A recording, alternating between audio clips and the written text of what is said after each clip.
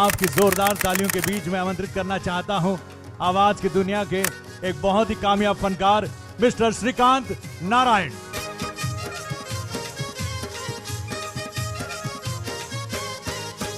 मी हाय कोली सोरील्या डोली मुंबईच्या किनारी अगं मारतीन कोली हानलन गोली ग चल जाऊ बाजारी। आणि एकदा ते डोल डोलता रेकॉर्ड झाल्यानंतर ते तो गाणं एवढं हिट झालं तर आम्ही असंच जाऊन टाइमपास म्हणून करून आलो।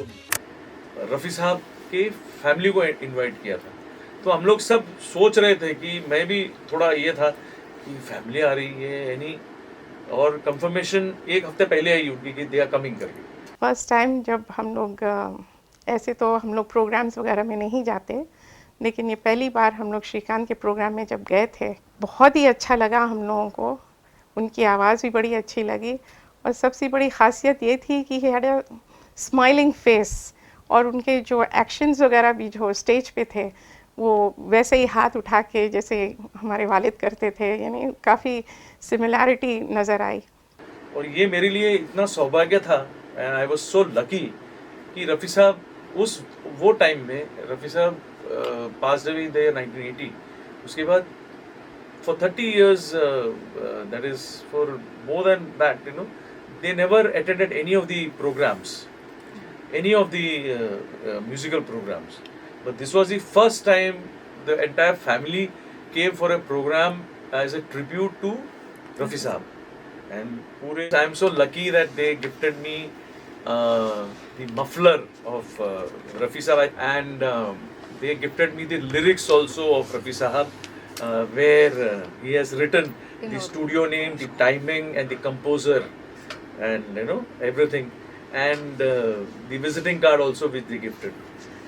And so I was so honored to have all this, and I feel it's a blessing of Rafi Sahab. और एक हमने थाना में एक प्रोग्राम किया था, journey of Mohammed Rafi with Laxmikant Pyarelal, जहाँ पे 52 म्यूजिशियंस थे और प्यारेलाल जी खुद कंडक्ट कर रहे थे। It was the only solo show where Pyarelal ji conducted. It was my show. उनसे जब मैं फर्स्ट टाइम मिला तो मुझे मालूम नहीं था, जब गा रहे थे स्टेज पर तब मैंने पूछा उनके बारे में कि भाई ये जो गा रहे कौन साहब हैं, तो मेरे दोस्त हैं, उन्होंने बताया कि भाई ये ऐसे हैं। तो मुझे बहुत ही खुशी हुई। फिर उसके बाद में मैं जाकर उनको मिला, जाके बैक स्टेज पर हमारी बातचीत हुई, दोस्ती बढ़ी, आना जाना हुआ। आई थिंक श्रीकांत जी ने जितना उनको अपने में लिया है ये उनका बहुत बड़प्पन है और वो ऐसे ही करें। और अभी जहाँ तक मैं समझता हूँ कि वो उनके जैसे गाने के अंदर जैसे उन्होंने लिया है उनका कि भाई वो कैसे गाते हैं, हरकत लेने का स्टाइल, गाने का स्टाइल, उनका मतलब बोलों को कहने का अंदाज़, वो सब लेते हुए अब मैं देखता हूँ कि श्रीकांत जी के अंदर एक अपना भी अंदाज़ आ रहा है।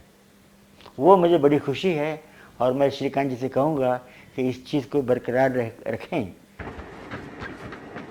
Hello, namaste. Namaste. How are you? Why did you start with singing? What is that inspired you to be a singer? And if not singer, what would you be? First of all, I never thought I will be a singer. And I was very fond of music, and I had a very musical background in my family. My parents, my mother has learned Carnatic music, so she was also very, she used to sing, she used to give performance also in her early younger days. And my father also used to listen to old songs, and he was very fond of music, films. So that background was already there in my family, and this is what inspired me to listen to good music. And as a kid, I never followed any composer or any singer as such. So I was just listening to the tune. Suppose एक tune अच्छा लगा तो चलो गा दिया उसको, यानी कुछ गुनगुना दिया। तो इस तरह से ये मेरी शुरुआत हुई। एंड वैसे स्कूल भी आना जाना होता था, स्कूल में काफ़ी हम म्यूज़िक क्लासेस भी होते थे, तो उसमें भी कुछ हम ये करते थे। फिर एनुअल डे की परफॉर्मेंसेस होती थी। लेकिन then what happened, you know, and when there was a free period, and I used to sing also in the school. So my teachers knew that Shrikant has a good voice, he can sing. So when I was 4, 5 years, 6 years old, so whenever there was a free class, not only in my in my class, in other classes also, if they have a free period, so the teachers used to call me, come Shrikant, just make us listen one song. तो उस time में मैं जब बचपन में एक picture बहुत hit हुई थी वो टाइम में, 70s की बात कर रहा हूँ, ये हाथी मेरे साथी। तो उसके गाने मुझे बहुत पसंद थे क्योंकि हाथी था एक उस समय बच्चों के लिए एक फिल्म एक आई थी, तो हम बहुत एक्साइटेड थे कि हाथियों को लेके इतने झुंड है हाथियों की। तो उसमें गाना था, उसमें बहुत मैं बहुत लाइक करता था वो गाना, तो वो हर क्लास में जाके गाता था। वो जो लोग गाते हैं उन लोग कैसे टीचर चलो गाओ, तो मैं शुरू हो जाता था, चल चल चल मेरे हाथी ओ मेरे साथी, चल ले चर खटारा खींच के चले आ ढक्का मार। तो इस तरह से तो सब खुश हो जाते थे, चलो बच्चे भी सब तालियां बजाते थे। Even I was also happy, अरे हाँ चलो। That time I never thought I never thought that I should learn music and I should take music as a career, and no one in the family had that type of background. We were loving music, but none of it professionally. No one was involved in music or any film industry. And then years passed. I used to sing wherever possible, in picnics or some other programs or school annual day, and we had a group singing competitions and all, where I used to go for intercollegiate, and we won some prizes. So ऐसे दिन निकल गए। Then उसके बाद then I entered college, and there I in the first year, that is when I was on 11th standard, I was from Bhavans College, Andheri. So I had and when I entered, I was slightly shy about going and introducing myself, and I just want to take part in the competition, or I want to sing some songs. So I never approached anyone there, but we had a small friends group, where हम लोग कभी lecture bunk मार के बैठा करते थे, तो अंताक्षरी खेला करते थे। कुछ गाने मेरे कुछ दोस्त लोग भी थे, वो भी थोड़ा बहुत गुनगुनाते थे, तो उनके साथ मैं बैठ के गुनगुनाता था। तो उसमें एक लड़का था जिन्होंने मेरी आवाज़ सुनी, तो बोला कि यार तू कंपटीशन में क्यों नहीं पार्ट लेता यहाँ पे। तो बोला यार मैं किसको जानता नहीं और मुझे थोड़ा और लगता है जाके पूछूं। नहीं चल मैं लेके जाता हूँ। तो वो लेके गया मुझे, एंड देर उसमें क्या था, वो जो लड़के बैठे थे, क्योंकि ये लड़का ऑलरेडी वहाँ पे था, उनके पॉपुलर था इसके लिए कि उनको लगा कि ये लड़का जो लाया है, क्योंकि उनके लिए ये टाइम पास था, क्योंकि वो ऐसे गाने गाता था, तो उनको लगा कि और एक टाइम पास आ गया। they haven't listened to me, तो बोला चल भाई और एक आ गया। तो सब वो सीनियर्स लोग बैठे थे जो हैंडल करते थे हमारे जो म्यूजिक सर्कल करके एक वहाँ पे एक एसोसिएशन होती थी हमारे कॉलेज में। तो मैंने 2 लाइन गुनगुनाया तो सब खड़े हो गए उधर। बोला यार तू कहाँ था, बोलते इतने साल, 2 साल से कहाँ था तू, बोलता तू आया ही नहीं कभी। तो मुझे नहीं, मुझे ये लेके आया मुझे इसके लिए, मुझे तो मालूम ही नहीं था। और थोड़े सीनियर्स तो हम लोग बोलते हैं ना, तो थोड़ी एक डर होती है, you are scared of the seniors, whenever about the phobia about it. So they were also happy listening to my voice, and then I sat there for hours with them, and lot of friends I made, and then वहाँ से वो मेरा एक दौर college में से शुरू हुआ कि मैं कुछ अलग गाऊं। माइक मैंने जब पकड़ा, स्टूडियो माइक्स मेरे हाथ में आए, जो अच्छे जो प्रोग्राम्स प्रोफेशनल प्रोग्राम्स में यूज़ करते, तब मैंने गाया उसमें, तो मुझे लगा यार मेरी आवाज़ है, ये मैं गा रहा हूँ। तो इस तरह से वो एक मेरे लिए एक अलग एक्सपीरियंस हुआ उसका। एंड बाद में तो then I started participating in lot of programmes in college. I entered into a lot of competitions. I won few prizes, called intercollegiate prizes I won, and college के भी जो internal music का जो उनके competitions होते थे उसमें मैं जीता। And then that was the turning point for me to not as a career, that then also I didn't think that कि मैं कुछ म्यूजिक को Singing करियर में। बनाऊं, लेकिन वो ऐसे हॉबी करके रखा था मैंने कि जब भी क्योंकि वो वहाँ पे भी इतना सीरियसनेस नहीं था मेरा, तो गा लिया, चलो सुन लिया, गा लिया, कर लिया, वैसा था।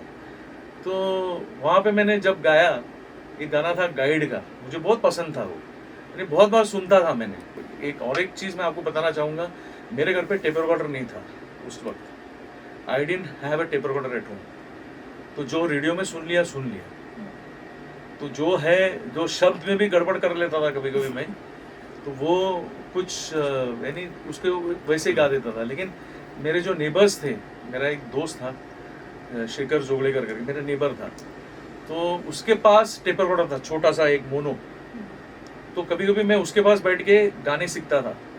तो thanks to him also, you know, and he encourage me in fact to sing Rafi sahab songs. अच्छा। मुझे तब तक मालूम नहीं था कि मेरी आवाज़ रफ़ी साहब से मिलती है या फिर ये नेचुरल है, ये कुछ बना के गाता नहीं हूँ। तो उसके बाद जो मैंने उसके पास जाके मैं कुछ चीज़ें सीखी, यानी वहाँ पे टेप में मैंने रफ़ी साहब को ध्यान से सुना, एंड वो गाना जब मैंने गाया, I won the first prize in my competitions, college competitions. That was the song was, you know, Tere Mere सपने अब एक रंग है, ओ जहाँ भी ले जाए राहें हम संग है। तो ये गाना था जिसपे I won the first prize, यानी एक प्रोफेशनल लेवल पे, जहाँ पे म्यूजिशियंस, यानी पीछे 10-12 म्यूजिशियंस बैठे हैं और सामने ऑडियंस है जो कॉलेज की थी, लेकिन फिर भी इतनी बड़ी ऑडियंस मैंने पहली बार देखी वहाँ पे। तो ये सब चीज़ें तो थी, तो थोड़ा नर्वस भी था, हाथ थरथरा रहे थे मेरे, होठ काँप रहे थे, लेकिन गा दिया मैंने, and I won a prize for that. And उसके बाद देन थोड़ा थोड़ा मेरी कॉन्फिडेंस बढ़ती गई उसमें। एंड जो हमारे कॉलेज में फिर बहुत से डांसेस हुआ करते थे, जैसे ये फोक डांसेस हुआ करते थे, अलग अलग पंजाब के हुआ करते थे, और उसमें एक पर्टिकुलर डांस था वर्सोवा का, यानी कोली गानों का। तो कोली डांस तो बहुत मशहूर था, और Versova, and as you know Bhavans college is Andheri, तो वर्सोवा पास में, तो वहाँ के खास वेसावकर एंड मंडली जो रजिस्टर्ड ग्रुप है वहाँ का, तो उनके पास already they had lot of dancers with them, they had choreograph lot of shows इसके पहले भी, तो वो आया करते थे हमारे कॉलेज में कोरियोग्राफ करने के लिए। तो कोरियोग्राफ करते करते उन्होंने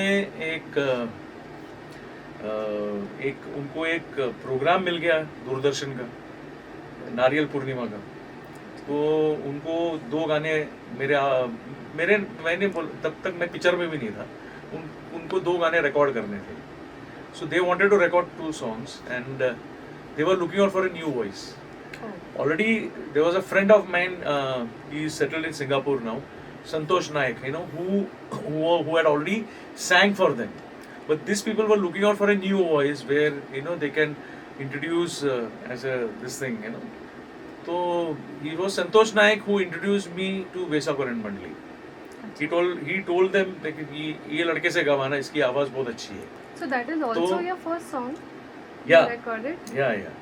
That was my first ever recording Oh. in a studio. Acha. I had never seen a studio also.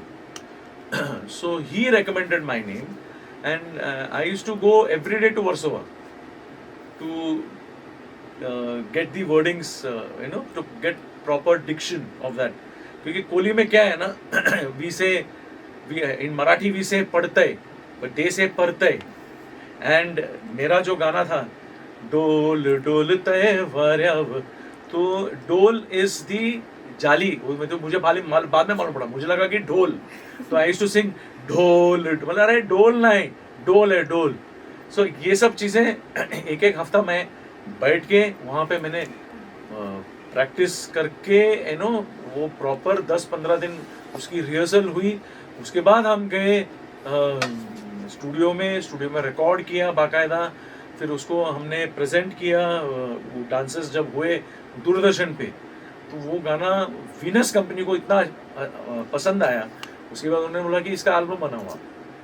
So that is how मेरा एक transition हुआ, and where I started professionally entering into music. This was my turning point. When I saw the studio, तो एक excitement तो था ही, और एक डर भी था कि कैसे होगा, क्या होगा. And वो मेरी पहली first ever recording, you know, in the studio. And अगर आप एक सवाल ये भी था कि अगर मैं गायक नहीं बनता तो क्या बनता, and I would have become a cricketer. I was very found of cricket. I was crazy about cricket in fact. And you won't believe, you know, I used to get up early in the morning. उस time में हम लोग मलाड रहते थे Mahindra colony में, तो हमारे आसपास में कुछ फैसिलिटी नहीं थी ग्राउंड की. तो इतना पैशनेट था कि मैं 3:30 बजे उठ जाता था. I used to catch the first train, go to Dadar से बस लेके I used to go to Worli. My mama used to stay there. तो वर्ली आदर्श नगर में उनका वर्ली स्पोर्ट्स क्लब का ग्राउंड था, तो वहाँ जाके प्रैक्टिस करता था मैं. तो इतना मैंने क्रिकेट भी मैंने खेला है, और इतना खेला. आई हैड BCA नेट्स वगैरह जाता था. I had played under 19 also at that time. तो काफ़ी क्रिकेट से भी बहुत मुझे लगाव था, and I used to follow lot of cricket. And गाना तो था ही, बट क्रिकेट भी था. And I represented my college also as a allrounder for all my matches. So this is how it happened, you know. अगर मैं singer नहीं होता तो क्रिकेटर बन जाता. So what was your family's reaction to it, sir? कि when you told them first time, you know, I want to be a singer, I want to pursue this as my career. As I just wanted to tell you, as you all know, I am from a middle class family, and being a South Indian, so they are very particular about the boy earning, and I was the eldest in the family. तो अगर मैं नौकरी छोड़ के इसमें चला गया तो सब इनसिक्योर हो गए थे घर पे. तो मैंने उनको पहले कुछ बताया नहीं, because when I used to work as a medical representative, और मेरे अभी जो बॉसेस देखते होंगे तो बहुत गाली देंगे मुझे. I was in the field, and जब भी, और क्या था, medical, as you know, medical rep, they have the morning timings for the general practitioners. उसके बाद आफ्टरनून थोड़ा रेस्ट हमको मिल जाता है, 2-3-4 घंटे का. और फिर कंसल्टेंट्स जो होते हैं, they meet only in the evenings. तो इवनिंग में भी हम जाके कंसल्टेंट्स को भी मिलते हैं. तो जो 4-5 घंटे का गैप था, उसमें मैं अपने डबिंग सब कर लेता था. एंड वीकेंड्स में I used to do my shows. तो ये सब चीज़ें करके तो मैंने एक स्टेज ऐसा आया कि देयर वाज सम प्रॉब्लम. जब बोलते हैं ना, जब सब चीज़ें अच्छी होती है तो कोई पूछता नहीं है. तो when the sales started declining, so there were lot of queries, you know, what happening. तो I was the soft target, कि यहाँ सबको मालूम था ये सिंगर है, साला ये काम नहीं करता है. तो I didn't want that to happen. तो slowly, you know, I started pursuing music, and slowly I quit my job. In the 98 I quit my job. But at that time I was knowing a lot of people in the industry, and then I took it as a full-time profession. But when there were a lot of my family was very disturbed when I took this decision, because leaving a multinational company, और यहाँ पे तो कुछ मालूम ही नहीं है, यानी आगे क्या होगा मालूम नहीं है किसी को, क्या मंजिल है, क्या होगा, नथिंग. बट आई बोलते ना, सर पे कफन बांध के निकला था मैं. तो anyway, by God's grace and everything यहाँ तक पहुँचा हूँ अभी. इसमें बहुत से लोगों ने मुझे सपोर्ट किया, बहुत से ऑर्गेनाइजर्स ने सपोर्ट किया, बहुत से कंपोजर्स ने सपोर्ट किया, बहुत से फ्रेंड्स ने सपोर्ट किया. तो एंड बाद में फैमिली की भी सपोर्ट मुझे मिली. मेरे रिलेटिव्स, मेरे माता पिता है, मेरे भाई, everyone, my wife now, she's a big support for the past 25 years now. And when we got married, that time I was not having anything, but she supported me a lot. And so this is what I am, you know, only because of the support. And of course that insecurity was there, but now they know what music is and what music has given to me and to the family. So they are happy about it now, and they were happy is why? Because they know where I stand and what respect I get in the society only due to music. And मेरे जो colleagues थे जो मेरे साथ काम करते थे, तो उन्होंने मुझे अभी बोलते हैं कभी मिलेंगे तो तूने सही डिसीजन लिया कि तूने अच्छा हो गया यार, तू छोड़ के निकल गया करके. तो बोला यार मैंने छोड़ा, सर पे कफन बांध के निकला. तुम लोगों को तो नौकरी थी हाथ में, मेरे पास तो कुछ भी नहीं था वो टाइम में. So this is all God's blessings and लोगों का प्यार रहा, एंड बस उनको थैंक्स बोलूँगा. And that is why I am sitting here in front of you. So if I to आपका जो पहला स्टेज परफॉर्मेंस जो था, so when was it that it was professionally you have done a stage performance for some event? वो तो मेरी तो शुरुआत हुई थी कॉलेज से ही. अच्छा, कॉलेज से ही. फिर कुछ ऑर्गेनाइजर आते थे, यानी कुछ म्यूजिशियंस भी जो प्रोफेशनली बजाते थे, तो उनके तरफ से जो डेट्स कभी कभी यहाँ पे शो है, तो वो मैंने काफ़ी किए हैं वैसे उस तरह के शोज.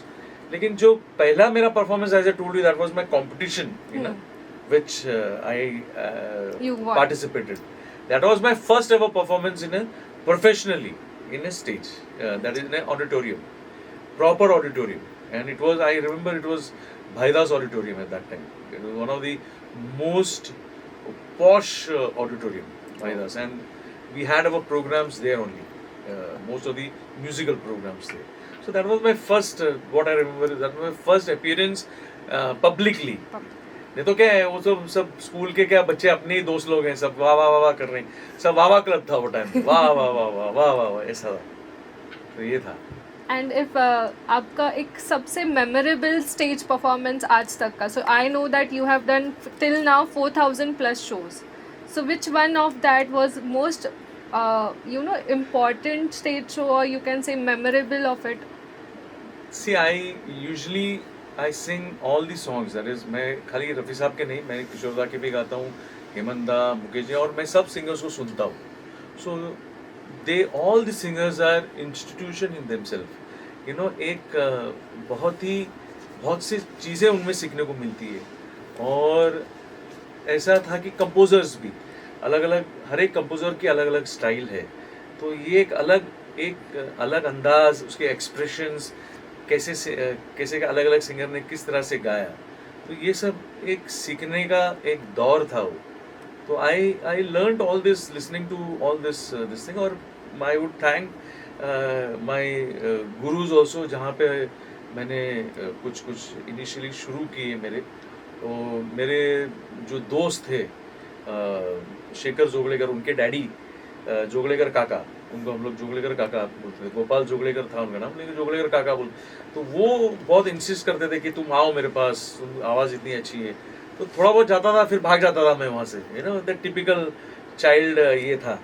उसके बाद then I seriously started learning from Pandit Ajay Pohankar ji, then Mohinderjit Singh ji. और जहाँ पे मुझे जो मेरी वॉइस मॉड्यूलेशन और जो थ्रो और इस तरह से जिन्होंने सिखाया, वो हैं अनंत वैद्यनाथन जी, जिन्होंने मुझे बहुत उन्होंने सपोर्ट भी किया एक वॉइस कल्चर और इस तरह से. अभी तो वो चेन्नई में सेटल्ड हैं, लेकिन कभी कभी मेरी बात होती है उनसे. तो ये सब चीज़ें उनसे बहुत सीखने को मिली मुझे. और वैसे मैं ज़्यादातर शोज़ में करता हूँ रफ़ी साहब के. मेरे सोलो शोज़ भी होते हैं. I do my solo shows also. And I remember that when I first time there was a group called Keep Alive who were into vintage music. That was the first group to start with vintage music in India, in fact, I would say. And Bombay, of course, he was like my brother, and I learned a lot of songs through him, Mr. Manohar Iyer. And he was the main person who launched this Keep Alive. You know, it was a big group, and there he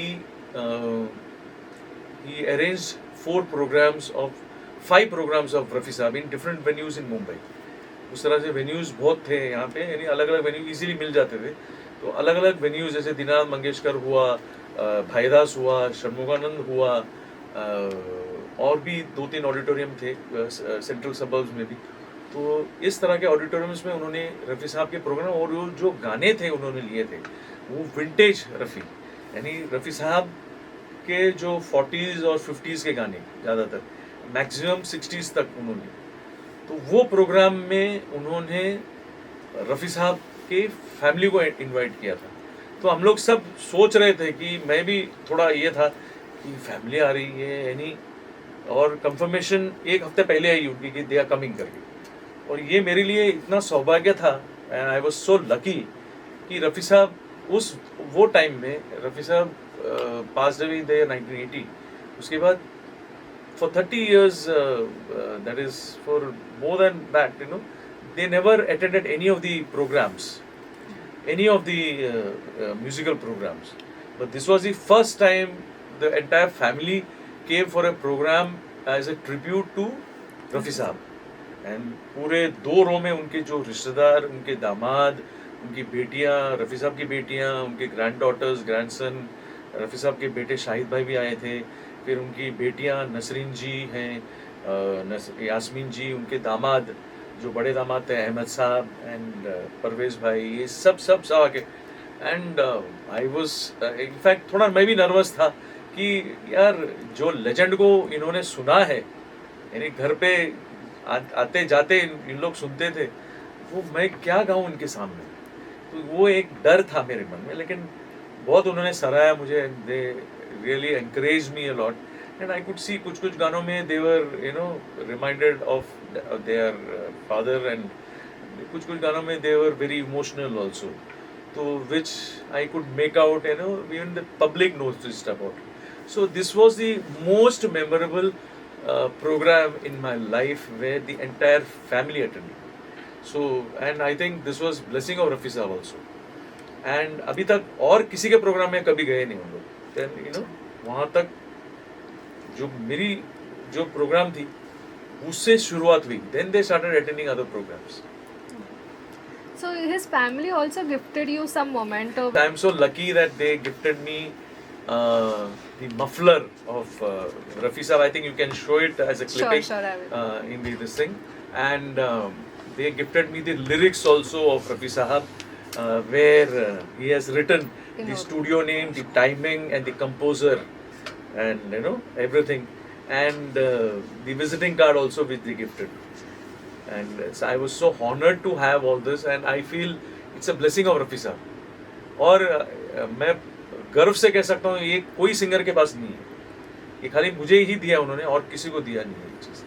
और मैं उसको संभाल के रखा है and उसको मैंने कभी पब्लिकली मैंने किया नहीं है. लेकिन आज मैं आपने पूछा करके मैंने बोला कि आपको बता दूं करके, तो हो सके तो आप इसको बता दीजिएगा.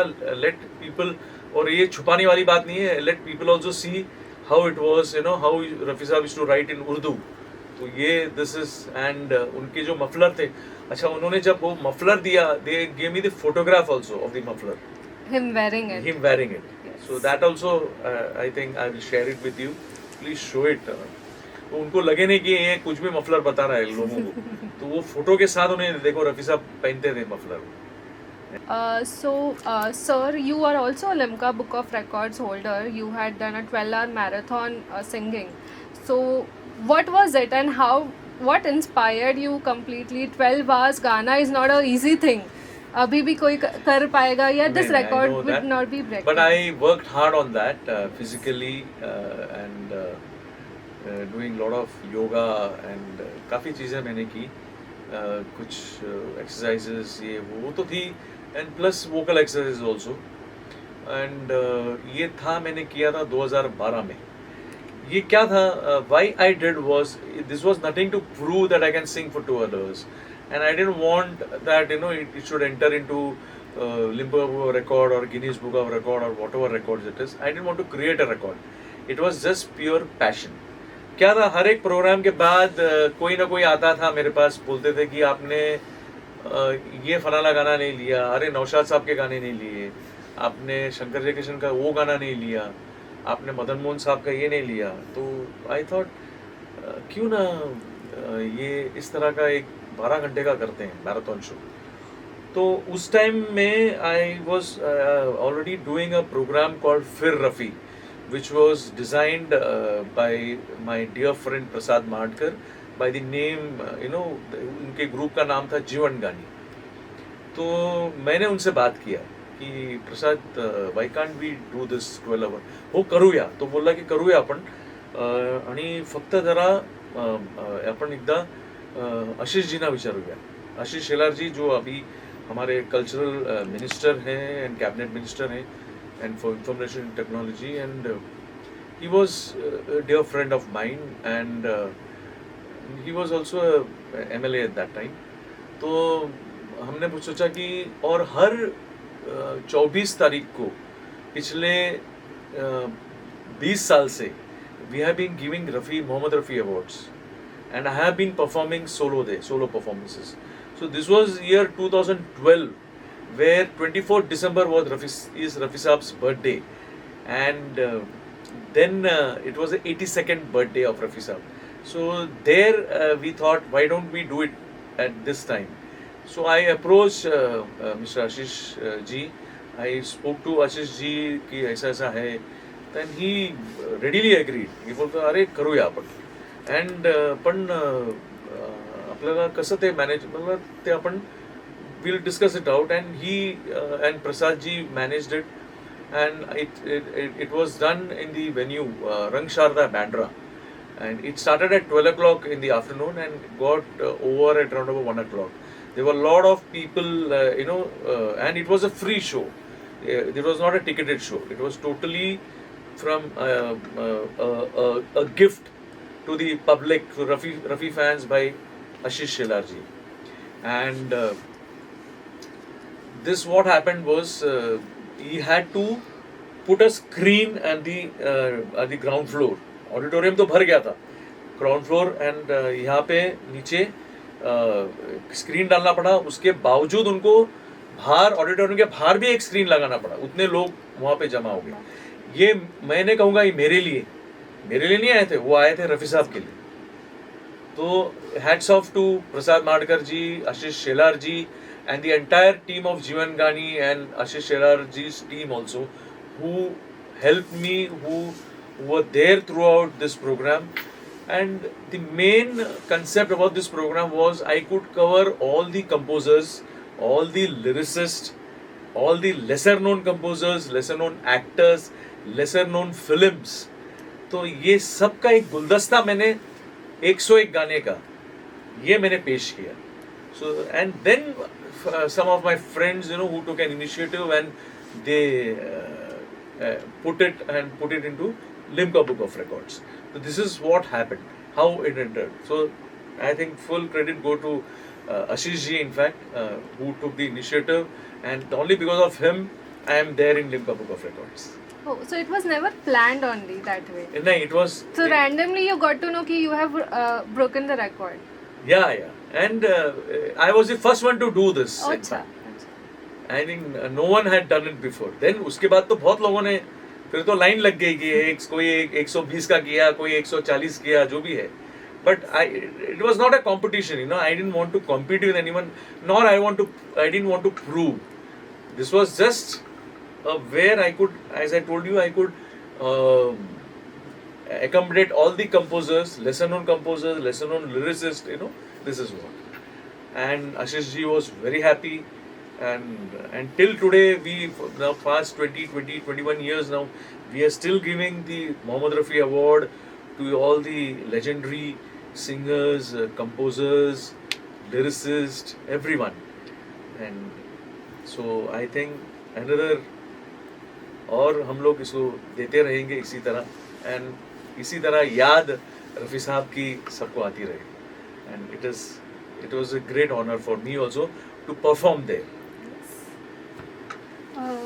That one song you told me you were singing along, O.P. Nayyar sir was there.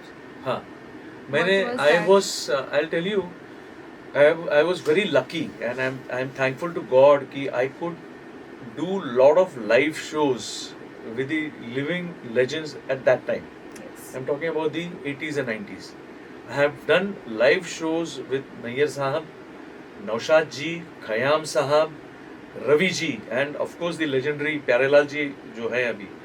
Lakshmi ji को मैं नहीं मिल पाया, लेकिन बट प्यारेलाल जी के साथ मैंने काफ़ी शोज किए. और एक हमने थाना में ही एक प्रोग्राम किया था, journey of Mohammed Rafi with Laxmikant Pyarelal, जहाँ पे 52 म्यूजिशियंस थे और प्यारेलाल जी खुद कंडक्ट कर रहे थे. It was the only solo show where Pyarelal ji conducted. It was my show, and और कोई सिंगर के साथ उन्होंने वो शो नहीं किया बाद में. एंड 52 म्यूजिशियंस थे, और ये कुछ वीडियोस आप देख भी सकते हैं. मैं चाहूँगा कि आप थोड़ा उसको प्रोजेक्ट कीजिएगा. यूट्यूब में भी अवेलेबल है. प्यारे भाई कुछ खड़े हैं सामने एंड ही इज़ कंडक्टिंग. तो ये सब मेमोरेबल चीज़ें हैं. नैयर साहब के साथ, रवि जी के साथ मैंने काफ़ी शोज़ किए हैं, यहाँ पे मुंबई में किए, दिल्ली में किए. रवि फॉर रफ़ी इस तरह के एक शो करते थे वो. नैयर साहब का office, he was a very gentleman and very very very strict person. So, and we have to reach on time for the rehearsals. We used to go, तो और बहुत ही एकदम और बहुत ही चार्मिंग पर्सनालिटी थे नैयर साहब. तो ये सब दौर मैंने जो देखा है, आई डोंट थिंक और किसी को ये कोई आई डोंट थिंक एनीवन किसी को ये मौका मिला होगा अभी के जो सिंगर्स हैं. लेकिन I was very lucky to work with along this legends. तो बहुत सीखने को भी मिला इनसे, किस तरह से आप गाना पेश करो, क्या है उसके एक्सप्रेशंस क्या होती हैं. तो ये सब हमने काफ़ी चीज़ें सीखने को मिली इनसे. तो आई वॉज वेरी लकी. मेरे से सीनियर्स भी बहुत थे जिन्होंने बहुत बड़े बड़े लोगों के साथ काम किया, लेकिन ये मेरे लिए एक छोटा स्पैन जो था, ये बहुत मुझे I really feel I really miss them now. Yeah, in fact. So what was your turning point in your life? Like, ki this is what now Shrikant Narayan has come. People know about him. So if you think, this was the moment कि I feel कि I have arrived. See, I'll tell you, ये संगीत जो है ना, it's a big sea, समंदर है ये छोटे से बूंद भी है ना, अगर उसमें ले सको ना, तो ये और क्या है. मैं ये नहीं कहूँगा कि I have not achieved anything, to be frank. I am still learning and I will keep learning.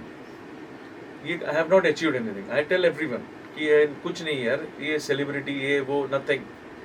मैं अभी भी सीख रहा हूँ. और मैं अब हर शोज़ दूसरे अगर कुछ शोज़ होते हैं तो वो भी देखता हूँ मैं जाके. ऐसा नहीं कि मैं और दूसरे के शो में जाता नहीं हूँ, बहुत, लेकिन कम जाता हूँ क्योंकि वो डिस्टर्ब नहीं होने चाहिए करके. लेकिन कभी कभी कुछ अच्छे शोज होते हैं तो मैं भी जाता हूँ उसमें. और ये चीज़ें हैं, it's a learning process. Music it's a never ending process. जितना सीखो उतना कम है. तो बहुत सी चीज़ें हैं सीखने के लिए. एंड ये एक क्लासिकल है या फिर लाइट क्लासिकल है या वेस्टर्न है, तो ये बहुत सी चीज़ें अलग अलग ब्रांचेस हैं इसमें. तो ये एक है ना, एक लर्निंग प्रोसेस है. तो I would say I have not achieved anything. Okay, whatever I am thankful to God as I said. And I see that I make people listen good music, good songs. And कुछ गाने ऐसे भी होते हैं जो unpopular हैं लेकिन stage पे नहीं होते हो. तो मैं चाहूँगा कि कुछ ऑर्गेनाइजर्स लोग ये भी एंकरेज करें दूसरे सिंगर्स से भी. खाली ऐसा नहीं कि खाली श्रीकांत नारायण ही गाए, दूसरे बाकी सिंगर्स भी गाएं. और जब तक आप गाते नहीं हो तो लोग सुनेंगे कैसे. तो ये सब आप लोग भी इंट्रोड्यूस कीजिए, इस तरह के अच्छे अच्छे गाने, तो लोग अच्छे सुनेंगे. और जब तक आप सुनेंगे तो सुनाएंगे तो ज़रूर सुनेंगे इसको. तो ये चीज़ें हैं. और मैं अपने आप को अभी भी मैं बोलता हूँ कि I am very lucky to have worked with such legends and very good musicians around me. Musicians also play a big part. Musicians musicians मेरे साथ बहुत लोग थे जो इंडस्ट्री में बड़े बड़े म्यूजिक कंपोजर के साथ बजाए थे. तो ये एक उनसे भी बहुत मुझे सीखने को मिला. तो म्यूजिशियंस के लिए भी मैं थैंक्स कहना चाहूँगा जिन्होंने बहुत सपोर्ट किया मुझे. Okay. So along with India, you have also performed in international shows as well. Yeah. So how was your this thing?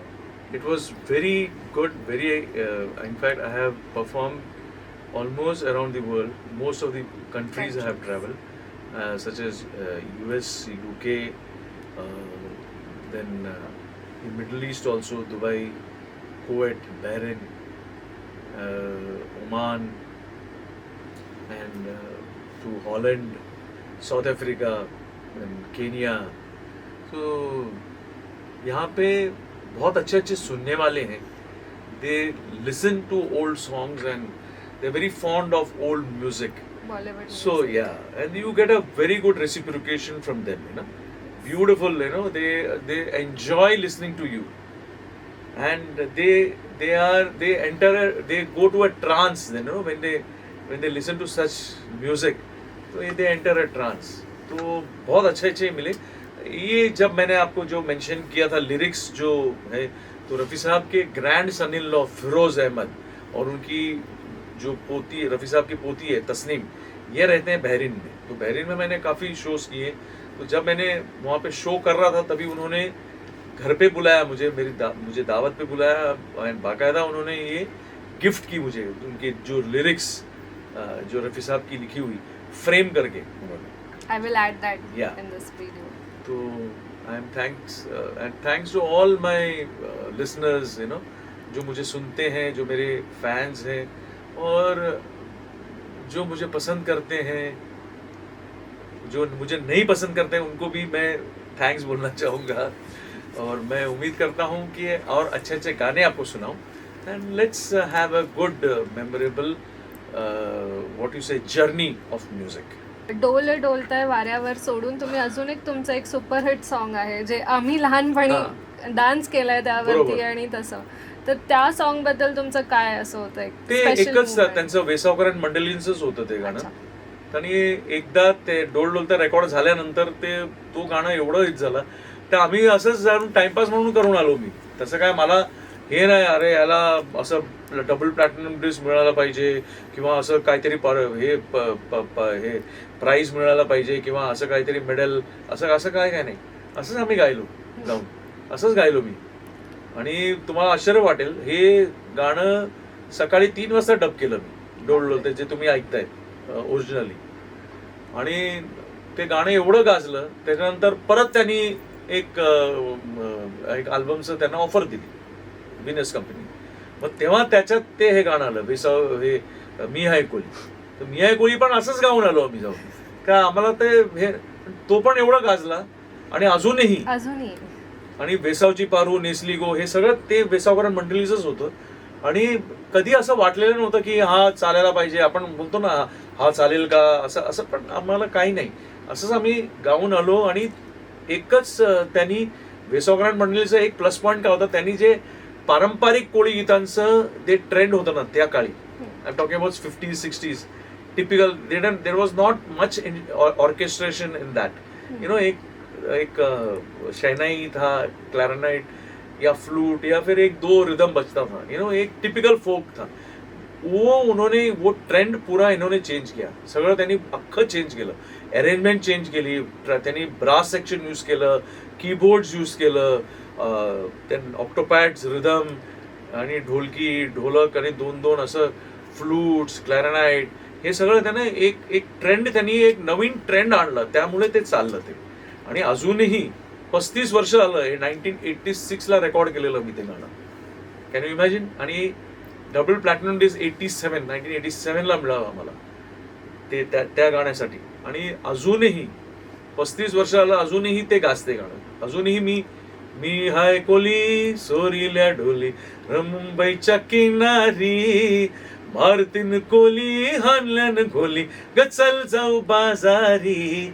हे सुरू केलं तरच लोक अख्खी ऑडिटोरियम नाचायला लागतात. आणि तो एक आनंद मला वाटतो. आणि and I am thanks to Vesavkar and Mandali, mister Vijay Kathen, who had composed and arranged the songs, and Kashiram Chinchai, who is no more now, and in fact we are missing him. त्यांनी जे गाणं लिहिलंय सगळं. आणि we had a very I had a very long association with them. खूप आणि खूप miss करतो आम्ही त्यांना. पण आता परत आम्ही हे शोज आणि हे सगळं सुरू करतोय. लेट्स सी आता कसं होतंय ते. So this is what how it started actually. सो तुमच्या आवाजावरून असं वाटत नाही तुम्हाला बघून की you are a South Indian, म्हणजे जेव्हा तुम्ही मराठीत आणि कोळी गीत करता? तुम्हाला एक सांगू का, लोक जेव्हा भेटतात मला तर मराठीमध्येच बोलतात मला आणि गाणं ऐकल्यानंतर मला विचारतात तुम्ही मद्रासी असून तुम्ही हे गाणं कसं गातात, कोळी गाणी आणि मराठी गाणी? तर त्यानंतर कोळी गाणी तर असू द्या, ते कोळी गाणी म्हणजे मद्रासी कोळी आहे असं सांगतो त्यांना. आणि मराठी शिकलोय मी 10वी पर्यंत. नंतर मराठी माझी जे फ्रेंड सर्कल होती सगळं महाराष्ट्रीयनच होते सगळे. पण त्या बोलून एक आणि गाऊन ते माझे आता सगळं आता घासून पॉलिश झालंय आता. तर आय स्पीक व्हेरी फ्लुएंटली. मला पहिल्यांदा भेटताना no one speaks to me in Hindi. I speak to in Marathi only. Yes, you have this Marathi look also to you some way. I think my wife should listen to this. Important performance every time going before the stage. What Yeah. is that you do? See, first thing is I ask every show, whatever I do, I take it as a first performance of mine. मैं हर वक्त सोचता हूँ कि ये मेरा पहला performance है. इस तरह से मेरी बिहेवियर होती है. ऐसा नहीं कि मैं हाँ चलो हो जाएगा कर लेंगे, नो, वो एटीट्यूड नहीं है. यानी जहाँ तक मेरा ये जो अप्रोच है, तो मेरी इस तरह से मैं ऑर्गेनाइजर से मैं लिस्ट मंगा लेता हूँ. I listen to the songs, उसके कहाँ पे उसको तोड़ना है, उसकी वज़न कहाँ पे है, उसकी आस कितनी रखनी है. तो ये सब चीज़ें I start preparing 1 month prior और एटलीस्ट 10 days प्रायर. तो ये सब चीज़ें, और जो गाने हम सुनते हैं, जो सुने हैं, जो हमने गाए हैं, उसको भी फिर से हम सुनते हैं. क्योंकि हर एक whenever you listen to the song again and again, every time you get to learn a new thing from that song. So this is how I keep an approach of learning the songs and presenting the songs and the expression. The more you listen, वो बोलते हैं ना आपके जहन में आनी चाहिए गाना आपके जहन में होना चाहिए. Then you can express yourself. ऐसा नहीं कि आप पढ़ रहे हो और गा रहे हो, तो वो एक्सप्रेशन उसमें खत्म हो जाती है. तो ये चीज़ें मैं खाली मेरे लिए नहीं, हर सिंगर से कहना चाहूँगा जो आजकल जो नए जो सिंगर्स आए हैं वो करते ही होंगे. लेकिन मैं आप अगर उसमें और ज़रा ध्यान दें तो it will be really nice. And this is how I prepare my self for a concert, for a performance. It is not that I know that song. See, knowing a song and singing a song, there is a vast difference. आप बोलते हो कि हाँ मैं जानता हूँ गाना, लेकिन वो गाना क्या है, आप कैसे गाओगे, तो ये अगर आपको पता नहीं है तो then it's of no use. तो हर एक चीज़ आप सीरियसली लीजिए, उसको सीरियसली करेंगे तो उसकी रिजल्ट भी अच्छी होगी और आपका काम भी बढ़ेगा. One more thing, जैसे रफ़ी साहब के आपने कुछ गाने गुनगुनाए, तो हमें किशोर कुमार जी का एक हाथ वैसे मैं हर शो में गाता ही हूँ, अलग अलग गाने भी, वॉइसेस भी गाता हूँ. तो मैं उनको बोलता हूँ कि मैं हर गोली लेके आता हूँ. तो किशोर जी का ऑफ कोर्स एक अलग अंदाज था, हेमंत जी का अलग अंदाज था, तलत जी का एक अलग अंदाज था, तो महेंद्र कपूर जी का अलग अंदाज था. हर एक चीज़, हर एक सिंगर की अलग अलग, एक मन्ना दा की अलग अंदाज था. तो हर एक की एक झलक आपको देता हूँ मैं. ओके, तो स्टार्ट विद किशोर दा. दिल आज शायर है, गम आज नगमा है, शब ये गजल है सनम, गैरों के शेरों को वो सुनने वाले हो इस तरफ भी करम. फिर मन्ना दा आई. जिंदगी कैसी है पहेली हाय, कभी तो हंसाए कभी रुलाए. हेमंत दा. हे ये रात ये चांदनी फिर कहाँ, सुन जा दिल की दास्तां, ये रात ये चांदनी फिर कहाँ, सुन जा दिल की दास्तां। फिर आए हमारे तलत साहब, जलते हैं जिसके लिए तेरी आंखों के दिए, ढूंढ लाया हूँ वही गीत मैं तेरे लिए, जलते हैं जिसके लिए। फिर मुकेश जी हैं, कहीं दूर जब दिन ढल जाए, सांझ की दुल्हन बदन चुराए, चुपके से आए मेरे ख्यालों के आंगन में, कोई सपनों के दीप जलाए, दीप जलाए। कहीं दूर जब दिन ढल जाए, सांझ की दुल्हन बदन चुराए, चुपके से आए। फिर महेंद्र कपूर जी हैं, लाखों है यहाँ दिल वाले और प्यार नहीं मिलता, आँखों में किसी की वफा का इकरार नहीं मिलता। फिर शैलेंद्र सिंह हैं, मैं शायर तो नहीं मगर हंसी, जब से देखा मैंने तुझको मुझको शायरी आ गई। ये सब हमारे लेजेंड्स। अमित दा हैं, ये ज़मीं गा रही है, आसमां गा रहा है, साथ मेरे ये सारा जहां गा रहा है। गाना चाहूँगा जो मैं हर शो में गाता हूँ उनके लिए, और ये अनरिलीज सॉन्ग था मदन मोहन साहब का। अच्छा। बहुत ही प्यारा रफ़ी साहब ने गाया हुआ था, और आजकल ये ऐप्ट है जो हर रफ़ी फैन के लिए मैं कहूँगा, जो रफ़ी साहब के जो सिंगर्स भी हैं जो गाते हैं, मैं उनको भी बहुत शुभकामनाएं दूंगा कि इसी तरह आप गाते रहिए, अच्छे अच्छे प्रोग्राम्स करते रहिए, और रफ़ी साहब का आशीर्वाद आपके पास भी, आपके साथ भी रहे। और ये 2 लाइन मैं गुनगुनाना चाहूँगा उनके लिए। कैसे कटेगी जिंदगी तेरे बगैर, तेरे बगैर, कैसे कटेगी जिंदगी तेरे बगैर, तेरे बगैर, पाऊंगा हर शय में कमी तेरे बगैर, तेरे बगैर, कैसे कटेगी जिंदगी तेरे बगैर, तेरे बगैर। संगीत तो है ही, you know, music is always there, but through music we have been helping a lot of people who are